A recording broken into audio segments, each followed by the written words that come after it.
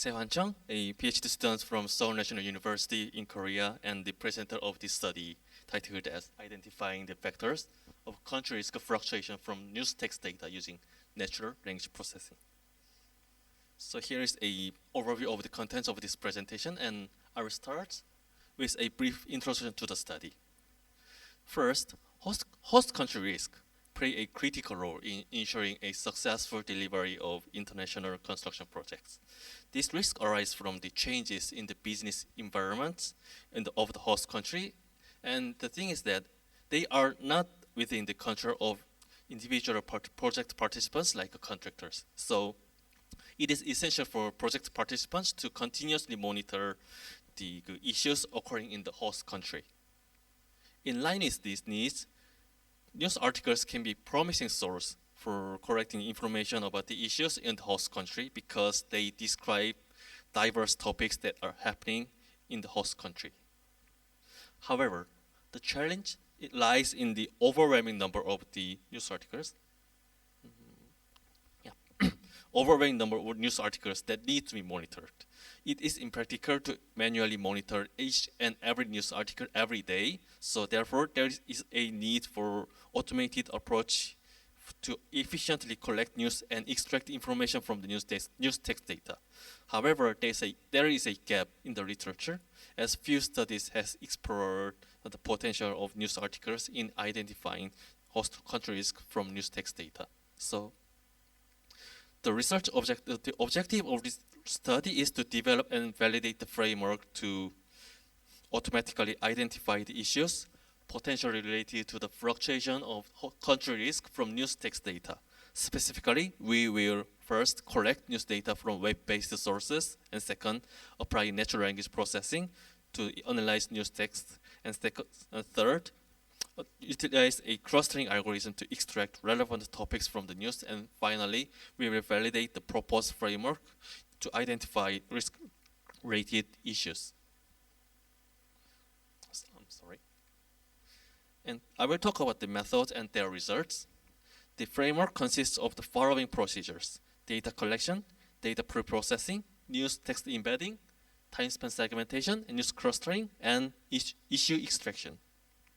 First, we collected news articles from the website of a news publisher. In this study, we selected the Philippines as a target country and chose the Manila Bulletin as the application case, one of the nationwide news publishers in the Philippines.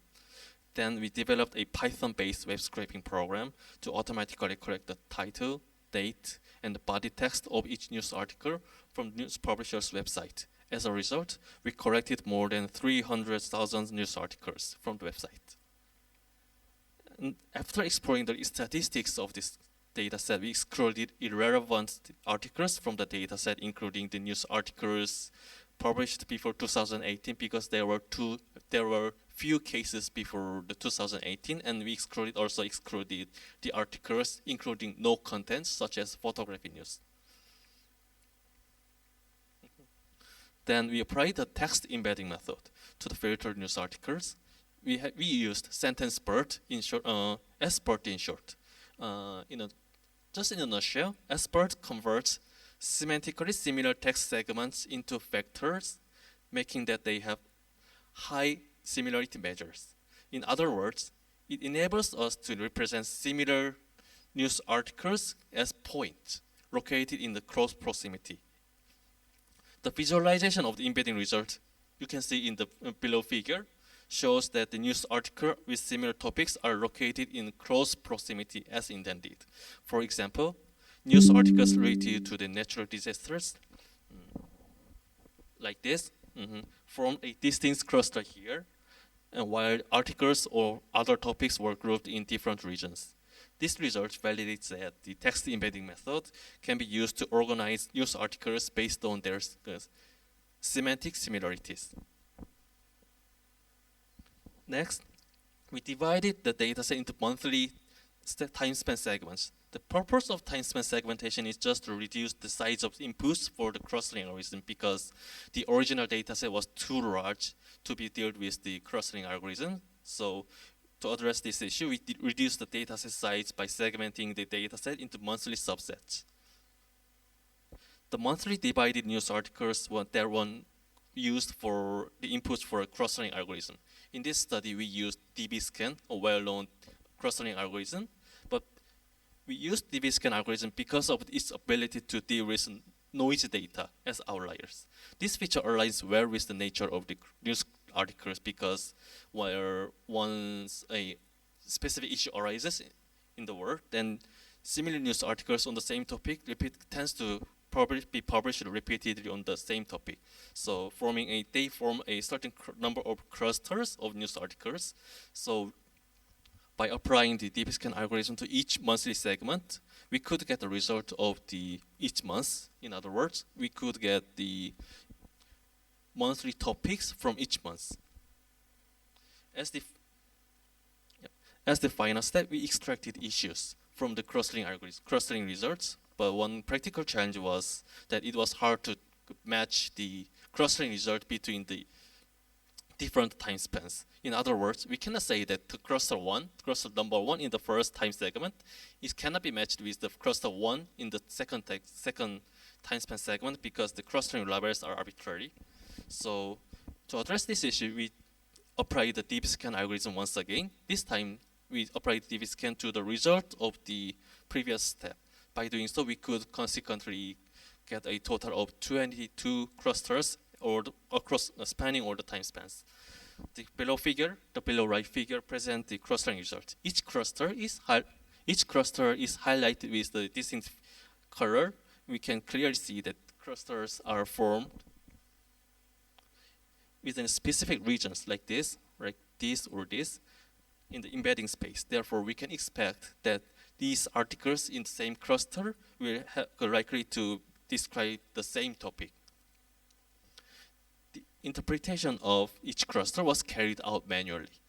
To identify the topics within each cluster, we extracted the most frequent words as a keyword in each cluster. These keywords served as a basis for naming each cluster, such as financial, COVID, sports, or something else. These final results validate the effectiveness of the proposed framework. It could successfully extract major issues from the news articles with minimum human interventions. This entire process, from automatic data collection through text embedding to news clustering, required minimum human efforts. The only manual intervention occurred during the interpretation of the clustering results to label each cluster in the final results. Based on the result, we want to discuss the potential of the proposed framework in more detail. One of the notable strengths of the proposed framework is its ability to extract issues that are both specific to the host country and globally relevant. This comprehensive coverage of issues is crucial because the insight into issues that the framework can provide the wide coverage of insights that can potentially impact the successful delivery of international construction projects. For example, in the first two examples show that the framework successfully identified local issues in the Philippines, such as natural disasters and domestic political issues. These local issues are important because they are closely related to the host country's business environments and have a direct impact on the project execution. And second, the project also effectively captured the global issues such as COVID or the global political issues, and these issues may have far-reaching consequences and therefore significantly disrupt the project timelines. In short, the proposed framework can capture a wide range of topics and events that may impact international construction projects. Furthermore, we compared our framework with the latent allocation method in LDA ensure one of the most widely used algorithms in the literature of topic modeling. It is important to note that LDA requires the user to predefine the number of topics as a hyperparameter.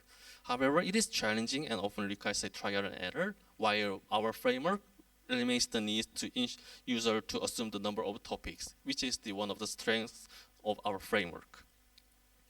Another advantage of our framework is the ease of interpretation. As an illustration purpose, we brought two examples, the left one from our framework and right one from the LDA.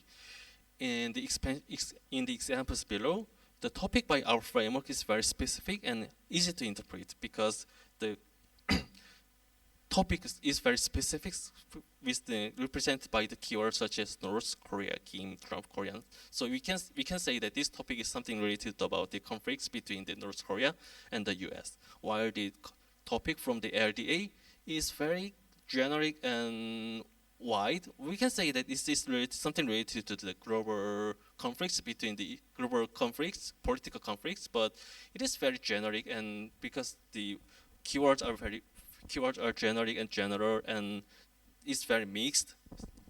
So we cannot easily interpret the topic resulted by LDA, which shows the strength of our framework over the LDA algorithm. So in conclusion, the objective of this study was to develop the framework for analyzing news articles to identify issues in international construction projects. The proposed framework could contribute to the body of knowledge by demonstrating that news articles can be used for extracting the issues from news text data, and our study can impact the practice by allowing project participants to recognize important issues in the host country. The remaining limitations include the manual interpretation of the results and the cross results and the lack of quantitative validation of the framework. So the future research will deal with these limitations by considering the use of automatic topic labeling and the use of manually labeled data for quantitative validation. This is the end of the presentation, and thank you for your attention and interest.